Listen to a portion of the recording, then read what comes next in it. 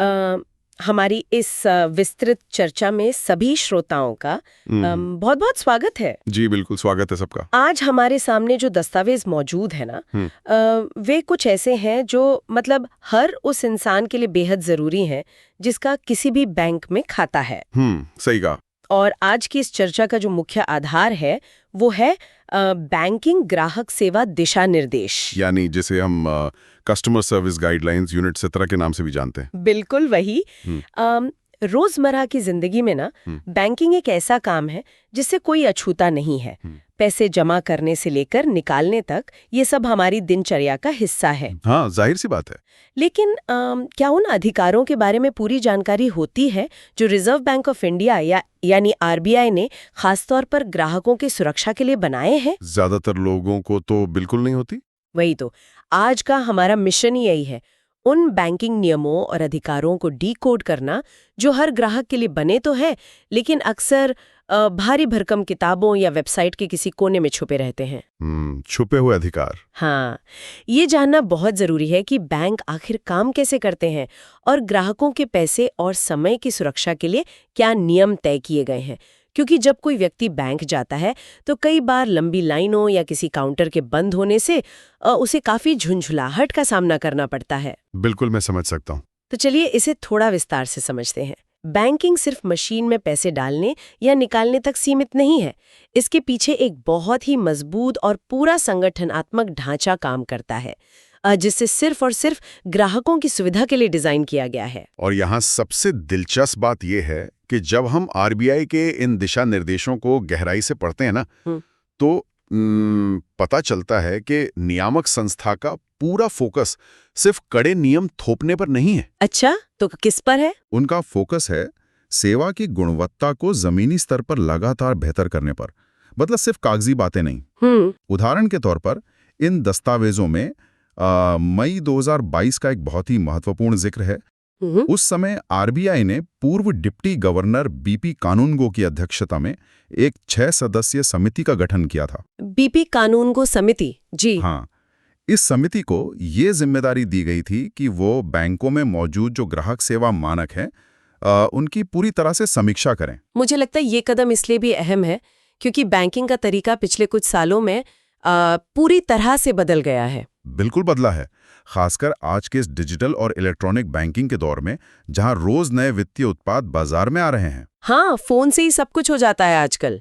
वही तो वहां ग्राहकों की बदलती जरूरतों को समझना और उन कमियों को पहचानना बेहद जरूरी है जो लोगों को परेशान करती हैं। इस समिति का मुख्य उद्देश्य यही था कि नियामक उपायों में सुधार के लिए नए सुझाव दिए जाएं ताकि डिजिटल युग में भी मानवीय संवेदनाएं और ग्राहकों के अधिकार पीछे न छूट जाएं। ये तो ग्राहकों के हक में एक बहुत ही शानदार पहल थी। अब अगर बैंक के अंदर के ढांचे पर नजर डालें तो दस्तावेज बताते हैं कि ग्राहक सेवा के लिए समितियों का एक पूरा जाल बिछा हुआ है। जी बिल्कुल, एक पूरा ढांचा है। मतलब ये व्यवस्था सिर्फ ब्रांच में रखी एक धूल खाती शिकायत पेटी तक सीमित नहीं है। हाँ, वो लाल रंग का डब्बा जो अक्सर कोने में पड़ा रहता है। बिल्कुल, सबसे ऊपरी स्तर पर customer service committee of the board यानी CSSB होती है। इसमें विशेषज्ञों के साथ साथ ग्राहकों के प्रतिनिधियों को भी आमंत्रित किया जाता है। और इसके नीचे standing committee on customer service काम करती है। लेकिन जो चीज सबसे ज्यादा ध्यान खींचती है वो है branch level customer service committee. हाँ, ये बहुत महत्वपूर्ण है। हर ब्रांच में ये समिति होनी चाहिए और दस्तावेज के अनुसार इसमें कम से कम एक वरिष्ठ नागरिक का होना अनिवार्य है। मतलब जरा सोचिए, कागजी नियम बनाने वाले कमरों में एक बुजुर्ग व्यक्ति अपने रोजमर्रा के अनुभव और असली परेशानियां साझा कर रहा है। ये जो वरिष्ठ नागरिकों को शामिल करने का नियम है ना, ये एक बहुत ही समावेशी दृष्टिकोण है। ये कागजी नियमों को जमीनी हकीकत से जोड़ने का एक बेहतरीन तरीका है। बिल्कुल सही कहा। इसके अलावा दस्तावेज ये भी स्पष्ट करते हैं कि बैंकों को कुछ अनिवार्य नीतियां अपने बोर्ड से पास करवानी होती हैं और उन्हें अपनी वेबसाइट तथा ब्रांच के नोटिस बोर्ड पर प्रमुखता से लगाना ही होता है। कोई छुपा नहीं सकता इन्हें। बिल्कुल नहीं, कोई भी बैंक इन्हें छुपाकर नहीं रख सकता। तो इन अनिवार्य नीतियों में मुख्य रूप से कौन-कौन सी नीतियां शामिल होती हैं? इनमें सबसे पहले है कॉम्प्रिहेंसिव डिपॉजिट पॉलिसी, जो जमाकर्ताओं, विशेषकर छोटे जमाकर्ताओं के अधिकारों को पारदर्शी तरीके से सामने रखती है। इसके अलावा चेक कलेक्शन पॉलिसी का होना जरूरी है। अक्सर लोगों को ये शिकायत होती है कि उनका चेक कई दिनों तक क्लियर नहीं हुआ। हाँ, ये तो बहुत आम शिकायत है। तो इस नीति में ये तय होता है कि लोकल या बाहर के चेक कितने समय में क्लियर होंगे। और सबसे अहम बात, अगर बैंक की तरफ से देरी होती है तो ग्राहकों को उस देरी के लिए बिना मांगे ब्याज का भुगतान कैसे किया जाएगा, यह भी इस नीति में लिखा होता है। बिना मांगे ब्याज, ये बहुत कम लोगों को पता होगा। जी। और तीसरी सबसे महत्वपूर्ण नीति है कस्टमर कंपनसेशन पॉलिसी। अच्छा, इसमें क्या होता है? अगर बैंक की किसी गलती से या किसी धोखाधड़ी वाले लेनदेन की वजह से खाते से गलत तरीके से पैसे कट जाते हैं, या मान लीजिए बैंक कोई जरूरी दस्तावेज खो देता है, तो इस नीति के तहत बैंक को ग्राहक के आर्थिक नुकसान की भरपाई करनी ही होती है। मतलब ये सिर्फ वादे नहीं हैं, बल्कि लिखित वादे हैं जिन्हें निभाना बैंक की मजबूरी है। अगर हम इसे बड़े परिप्रेक्ष्य से जोड़कर देखें तो ये पूरा संगठनात्मक ढांचा इस बात को सुनिश्चित करता है कि ग्राहकों की छोटी से छोटी शिकायत या नुकसान को सिर्फ नजरअंदाज ना किया जाए। उसका निवारण जमीनी स्तर यानी ब्रांच से लेकर उच्चतम स्तर यानी बोर्ड तक एक बहुत ही पारदर्शी और व्यवस्थित तरीके से होना चाहिए। ये ढांचा वाकई ग्राहकों को एक सुरक्षा का एहसास कराता है। अब उस विषय की ओर बढ़ते हैं जिससे रोजमर्रा की जिंदगी में हर किसी का सामना होता है। ATM operations. बिल्कुल, एटीएम से जुड़ी कुछ ऐसी बातें इन दस्तावेजों में दर्ज हैं जो किसी को भी हैरान कर सकती हैं। सबसे पहले तो फ्री ट्रांजैक्शन की बात करते हैं। हाँ, ये तो सबको पता होना चाहिए। ग्राहकों को अपने ही बैंक के एटीएम से हर महीने 5 फ्री ट्रांजैक्शन मिलते हैं, जिसमें पैसे निकालने से लेकर बैलेंस चेक करने जैसे गैर वित्तीय लेन-देन भी शामिल हैं। जी। और अगर किसी दूसरे बैंक के एटीएम का इस्तेमाल किया जाए तो नियम के मुताबिक मेट्रो शहरों में 3 और नॉन मेट्रो शहरों में 5 फ्री ट्रांजैक्शन की सुविधा मिलती है। यह सुविधा लोगों को हर छोटी जरूरत के लिए ब्रांच जाने से बचाती है। लेकिन एटीएम के साथ एक बहुत बड़ी व्यावहारिक समस्या भी जुड़ी हुई है। यहाँ बात और भी ज्यादा दिलचस्प हो जाती है। क्या कभी ऐसा अनुभव हुआ है कि किसी इंसान को किसी मेडिकल इमरजेंसी या सफर के लिए तुरंत नकद की जरूरत हो, वो दौड़कर एटीएम तक पहुंचे और वहां स्क्रीन पर लिखा हो नो कैश, या मशीन ही बंद पड़ी हो? हाँ, ये स्थिति किसी को भी परेशान कर सकती है। अक्सर लोग सोचते हैं कि इसमें बैंक का क्या जाता है, वो अपनी मर्जी से मशीन भरेंगे, लेकिन यूनिट 17 के दस्तावेज के अनुसार आरबीआई ने इस लापरवाही के लिए एक बहुत ही सख्त स्कीम ऑफ पेनल्टी लागू की है। ये एक ऐसा नियम है जिसके बारे में बहुत कम लोग जानते हैं। इसमें नकद नहीं रहता है तो उस बैंक या व्हाइट लेबल एटीएम ऑपरेटर पर प्रति एटीएम 10,000 रुपए का फ्लैट जुर्माना लगाया जाता है।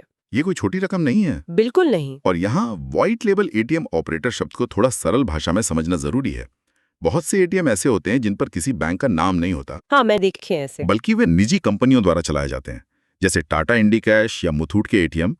आरबीआई का ये 10,000 रुपए का जुर्माना सिर्फ बैंकों पर ही नहीं बल्कि इन निजी ऑपरेटरों पर भी समान रूप से लागू होता है। अच्छा। इसका सीधा सा मतलब है कि एटीएम को समय पर नकद से भरना अब सिर्फ एक विकल्प नहीं बल्कि एक भारी वित्तीय जिम्मेदारी है। नकद न मिलने की परेशानी तो अपनी जगह है, लेकिन असली डर तो तब लगता है जब बिना नकद निकाले ही मोबाइल पर मैसेज आ जाए कि पैसे कट गए हैं। ओहो, वो तो बहुत ही डरावना पल होता है। मशीन से एक भी नोट बाहर नहीं आता, लेकिन खाते का बैलेंस कम हो जाता है। ये पल किसी भी आम इंसान के लिए गहरी घबराहट का होता है। ऐसे मामलों में क्या अधिकार दिए गए हैं? ये एक बहुत ही आम लेकिन तनावपूर्ण स्थिति है। ऐसे फेल ट्रांजैक्शन के मामलों के लिए दिशा निर्देश बेहद स्पष्ट और सख्त हैं। बैंक को इस तरह के गलत डेबिट के मामलों को T+5 वर्किंग डेज यानी कार्य दिवसों के भीतर सुलझाना ही होता है। यहाँ इस T+5 का असल में क्या मतलब है? T का मतलब है ट्रांजैक्शन का दिन। उदाहरण के लिए अगर किसी व्यक्ति का ट्रांजैक्शन सोमवार को फेल हुआ है तो सोमवार वो T है। उसके बाद के 5 कार्य दिवसों के अंदर, यानी अगले सोमवार तक। बिल्कुल, अगले सोमवार तक बैंक को वो कटा हुआ पैसा हर हाल में वापस खाते में डालना होगा। अगर बैंक इस तय समय सीमा के भीतर पैसा वापस करने में विफल रहता है तो उसे उस देरी के लिए ग्राहक को 100 रुपए प्रतिदिन के हिसाब से हर्जाना देना होगा। 100 रुपए प्रतिदिन? लेकिन क्या इसके लिए ग्राहक को बैंक के चक्कर लगाने पड़ते हैं या कोई फॉर्म भरना पड़ता है? सबसे बड़ी राहत की बात यही है कि ऐसा कुछ नहीं करना पड़ता। दस्तावेज साफ कहता है कि ये हर्जाना बैंक को खुद ब खुद यानी ऑटोमेटिकली ग्राहक के खाते में क्रेडिट करना होगा। इसके लिए ग्राहक को कोई अलग से दावा या क्लेम करने की जरूरत नहीं है, सिस्टम को इसे खुद ट्रैक करना होता है। ये ऑटोमेटिक हर्जाने वाले नियम तो ग्राहकों के लिए एक बहुत बड़ा हथियार है।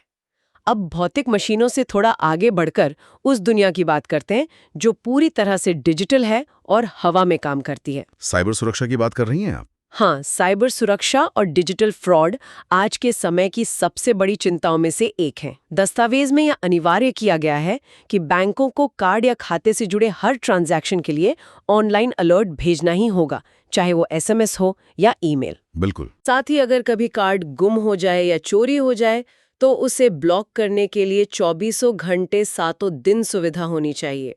ये सुविधा सिर्फ एक हेल्पलाइन तक सीमित नहीं होनी चाहिए, बल्कि SMS या वेबसाइट पर सीधे लिंक के जरिए भी कार्ड तुरंत ब्लॉक होना चाहिए। ये त्वरित अलर्ट सिस्टम बहुत जरूरी है, क्योंकि इससे एक बहुत ही महत्वपूर्ण नियम जुड़ा है, जीरो लायबिलिटी या शून्य देयता का नियम।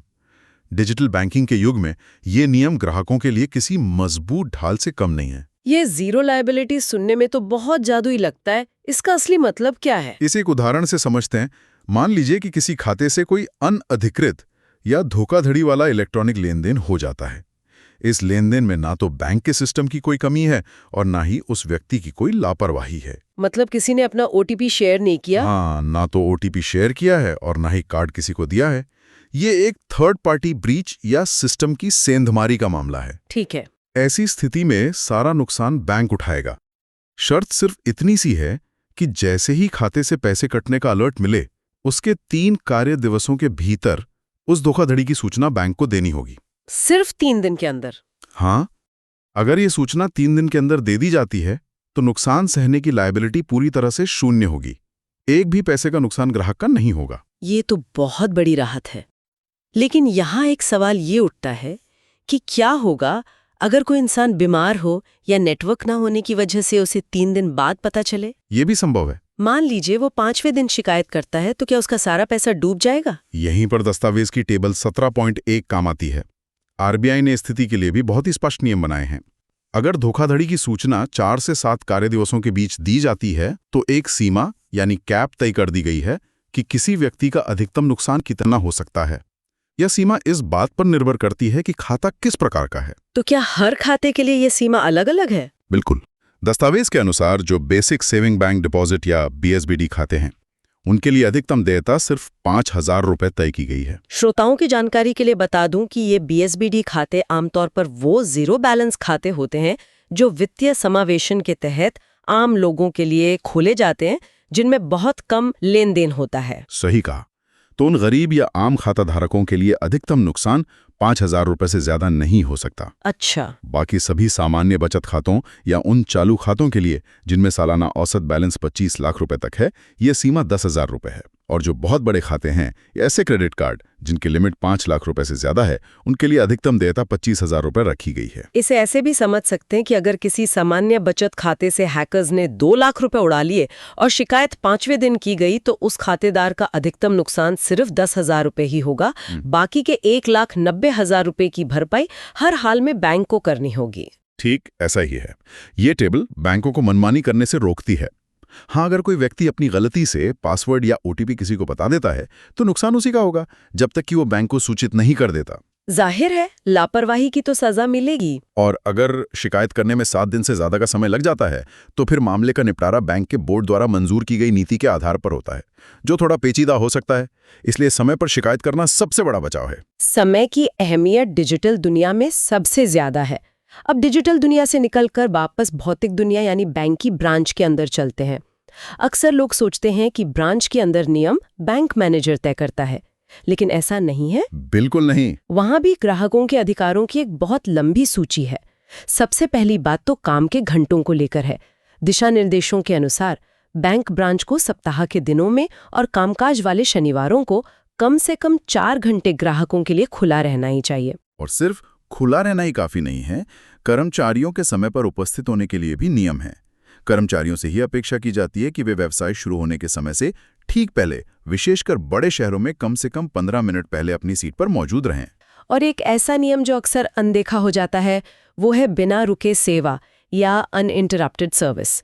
इसका मतलब है कि व्यवसाय के घंटों के दौरान कोई भी काउंटर खाली या अनअटेंडेड नहीं छोड़ा जा सकता। ये तो बहुत जरूरी नियम है। ये एक रिले रेस की तरह है जहां बैटन को गिरने नहीं दिया जा सकता। अगर किसी कर्मचारी को ब्रेक लेना है या वो अपनी सीट से उठता है तो उसकी जगह किसी और को काम संभालना ही होगा। कोई भी कर्मचारी किसी ग्राहक को ये कहकर वापस नहीं भेज सकता कि लंच टाइम हो गया है, 1 घंटे बाद आना। ये दिशा निर्देश उस पुरानी प्रथा को पूरी तरह से नकारते हैं। दिलचस्प बात यह भी है कि बैंक की परिभाषा ही लोगों से जमा स्वीकार करना है। इसलिए दस्तावेज बहुत सख्ती से ये हिदायत देता है कि बैंक किसी भी ग्राहक से काउंटर पर नकद या कैश लेने से मना नहीं कर सकते। मतलब कोई बहाना नहीं चलेगा? नहीं, वे कोई ऐसी शर्त नहीं लगा सकते कि हम नकद स्वीकार नहीं करेंगे या आपको फला मशीन में ही पैसे डालने होंगे। नकद जमा करना एक बुनियादी अधिकार है। ये जानकारी वाकई सशक्त करने वाली है। लेकिन जब इन दस्तावेजों का अध्ययन किया गया तो जिस हिस्से ने मुझे सबसे ज्यादा प्रभावित किया वो था ब्रांच के अंदर विशेष जरूरत वाले लोगों के लिए की गई विशेष व्यवस्थाएं। ये दिखाता है कि पूरे बैंकिंग सिस्टम को सिर्फ मुनाफे के लिए नहीं बल्कि समाज के हर वर्ग के लिए समावेशी बनाने की कितनी गहरी कोशिश की गई है। इस दस्तावेज का ये हिस्सा वास्तव में मानवीय संवेदनाओं से भरा हुआ है। दृष्टिबाधित ग्राहकों के लिए बैंकों को बहुत स्पष्ट और सख्त निर्देश दिए गए हैं। उनके साथ कोई भेदभाव नहीं होना चाहिए जी। उन्हें चेकबुक, एटीएम, नेट बैंकिंग और लॉकर जैसी सभी सुविधाएं आम ग्राहकों की तरह ही मिलनी चाहिए। ब्रांच में टॉकिंग एटीएम होने चाहिए जिनमें ब्रेल कीपैड लगा हो ताकि वे सुनकर लेन देन कर सकें। और जिन बुजुर्गों या लोगों की नजर कमजोर है उनके लिए क्या नियम है? उनके लिए भी नियम है कि सभी ब्रांच में मैग्नीफाइंग ग्लास अनिवार्य रूप से उपलब्ध होने चाहिए ताकि वो छोटे अक्षरों को आसानी से पढ़ सकें। ये बहुत अच्छी पहल है। इसके अलावा जो ग्राहक ऑटिज्म, सेरेब्रल पाल्सी या अन्य मानसिक बीमारियों से पीड़ित हैं, उनके खाते खोलने के लिए दस्तावेज एक बहुत ही संवेदनशील रास्ता दिखाता है। बैंक ऐसे मामलों में सक्षम प्राधिकारी द्वारा नियुक्त गार्जियन या नियुक्त मैनेजर पर भरोसा कर सकते हैं और उनका खाता आसानी से संचालित करवा सकते हैं। उसी सेक्शन में बुजुर्गों और गंभीर रूप से बीमार लोगों के लिए भी बेहद संवेदनशील नियम है। एक स्थिति की कल्पना कीजिए जहां एक बुजुर्ग व्यक्ति गंभीर गठिया या किसी अन्य बीमारी के कारण शारीरिक रूप से इतना लाचार है कि वो बैंक में व्यक्तिगत रूप से उपस्थित नहीं हो सकता या अपने हस्ताक्षर नहीं कर सकता और उसे अपनी ही जिंदगी की जमा पूंजी की जरूरत है। ऐसी स्थितियों में नियम कहते हैं कि वो व्यक्ति चेक या फॉर्म पर अपने अंगूठे का निशान लगा सकता है जिसे किसी गवाह द्वारा प्रमाणित किया जा सकता है। और इससे भी एक कदम आगे, अगर कोई व्यक्ति किसी गंभीर शारीरिक अक्षमता के कारण अपने हाथों के अंगूठे का निशान भी नहीं लगा सकता तो इंडियन बैंक्स एसोसिएशन के दिशा निर्देशों के अनुसार वो व्यक्ति पैर के अंगूठे का निशान लगा सकता है या फिर किसी भी ऐसे उपकरण या साधन से निशान लगा सकता है जिसका उसके शरीर के साथ संपर्क हो। ये अद्भुत है। यह महज एक नियम नहीं है बल्कि ये उस इंसान का सम्मान और अधिकार दोनों सुरक्षित रखता है जो अपनी पूरी जिंदगी की कमाई तक पहुंचना चाहता है। इस तरह के नियम मानवीय गरिमा को सर्वोपरि रखने का एक उत्कृष्ट उदाहरण पेश करते हैं। इसी गरिमा और अधिकारों के संरक्षण की बात करें तो अन्य प्रावधान वाले हिस्से में ट्रांसजेंडर व्यक्तियों के अधिकारों का भी बहुत ही स्पष्ट रूप से उल्लेख किया गया है। वे प्रावधान क्या कहते हैं? आरबीआई ने सभी बैंकों को ये सख्त निर्देश दिया है कि वो अपने सभी फॉर्म और एप्लीकेशंस में जहां भी जेंडर या लिंग की जानकारी मांगी जाती है वहां अनिवार्य रूप से थर्ड जेंडर का विकल्प शामिल करें। यह सिर्फ एक बॉक्स टिक करने की बात नहीं है बल्कि ये वित्तीय समावेशन की दिशा में एक बहुत बड़ा और महत्वपूर्ण कदम है। ये सुनिश्चित करता है कि समाज के हर वर्ग को बैंकिंग सिस्टम में बिना किसी हिचकिचाहट और पूरे सम्मान के साथ जगह मिले। तो आखिर इस सब का मतलब क्या है? इन सारे नियमों और दिशा निर्देशों को जानने का क्या फायदा है? इसका सीधा सा अर्थ यह है कि जब कोई भी ग्राहक बैंक की दहलीज पर कदम रखता है तो वो अकेला नहीं होता। उसके पीछे अधिकारों और नियमों की एक बहुत ही मजबूत किताब ढाल बनकर खड़ी होती है। कुछ अन्य छोटे मगर बहुत अहम नियम और भी हैं जो रोजमर्रा के कामों में बहुत उपयोगी होते हैं। जैसे कि टैक्स से जुड़े फॉर्म 15G या 15H का नियम। बिल्कुल। कई बार लोग इस डर में रहते हैं कि उन्होंने बैंक में फॉर्म 15G तो जमा कर दिया ताकि उनका टीडीएस न कटे, लेकिन बैंक की तरफ से कोई पावती या एक्नॉलेजमेंट नहीं मिलता। और फिर चिंता होती है कि फॉर्म जमा भी हुआ या नहीं। हाँ, बाद में घबराहट होती है कि फॉर्म सही जगह पहुंचा भी या नहीं। लेकिन दिशा निर्देश स्पष्ट रूप से कहते हैं कि फॉर्म 15G या 15H प्राप्त करते ही बैंक को उसी समय तुरंत ग्राहक को एक एक्नॉलेजमेंट देना अनिवार्य है। ये बैंक की जिम्मेदारी है। इसके अलावा एक और बहुत ही दिलचस्प और रोजमर्रा के खातों से जुड़ा नियम है, जिसे लेन देन का राउंडिंग ऑफ कहा जाता है। Rounding off? हाँ, अक्सर जब बैंक खातों में ब्याज आता है या कोई सर्विस चार्ज करता है तो हिसाब पैसों में आता है, जैसे 10 रुपये 45 पैसे या 50 रुपये 60 पैसे। ये हिसाब रखने में बहुत उलझन पैदा करता है। तो इस उलझन को सुलझाने के लिए नियम क्या कहता है? नियम ये स्पष्ट करता है कि सभी लेन देन, चाहे वो जमा खाते पर मिलने वाला ब्याज हो या एडवांस लोन पर कटने वाला चार्ज, उसे नज़दीकी रुपए में राउंड ऑफ किया जाना चाहिए। इसका गणित बहुत सीधा है। अगर राशि में 50 पैसे या उससे अधिक का हिस्सा है तो उसे अगला पूरा रुपया मान लिया जाएगा। और अगर 50 पैसे से कम हो? और अगर वो 50 पैसे से कम है तो उसे पूरी तरह से नज़रअंदाज कर दिया जाएगा। ये छोटी सी लगने वाली बात पूरे बैंकिंग सिस्टम की अकाउंटिंग को बहुत ही सरल और स्पष्ट बना देती है। ये छोटी छोटी बातें ही मिलकर एक बेहतरीन बैंकिंग अनुभव का निर्माण करती हैं। इस पूरी विस्तृत चर्चा को समेटते हुए ये कहा जा सकता है कि बैंकिंग केवल नियम कानूनों, फॉर्म्स और शर्तों की एक उबाऊ किताब हरगिज नहीं है। बिल्कुल नहीं। ये एक ऐसा जीवित तंत्र है जिसे आम लोगों की रोजमर्रा की जिंदगी को सुरक्षित, पारदर्शी और बहुत ही आसान बनाने के लिए डिजाइन किया गया है। आज के इन दस्तावेजों से ये साफ हो गया कि कैसे एटीएम खाली होने पर बैंक पर जुर्माना लगता है, कैसे एक गलत डेबिट पर बिना मांगे 100 रुपए रोज का हर्जाना मिलता है और कैसे जीरो लायबिलिटी का नियम साइबर अपराधियों से पैसे को सुरक्षित रखता है। सही बात है। इन अधिकारों और नीतियों को जानने वाला कोई भी व्यक्ति अब महज एक आम खाताधारक नहीं रह जाता, बल्कि वो एक सशक्त और जागरूक उपभोक्ता बन जाता है। वो जान जाता है कि ब्रांच के अंदर खाली काउंटर देखकर उसे वापस नहीं लौटना है, बल्कि अपने अधिकारों के साथ सेवा की मांग करनी है। इससे एक बहुत ही महत्वपूर्ण सवाल खड़ा होता है। आज के इन आधिकारिक दस्तावेजों में ये देखा गया कि एक भौतिक ब्रांच के अंदर ग्राहकों को सुविधाएं देने के लिए कितने कड़े और मानवीय नियम बनाए गए हैं, जैसे बीमार ग्राहकों के लिए पैर के अंगूठे के निशान की व्यवस्था करना या नेत्रहीन लोगों के लिए टॉकिंग एटीएम लगाना। जी। लेकिन जैसे जैसे समय आगे बढ़ रहा है, बैंकिंग पूरी तरह से डिजिटल और अदृश्य होती जा रही है।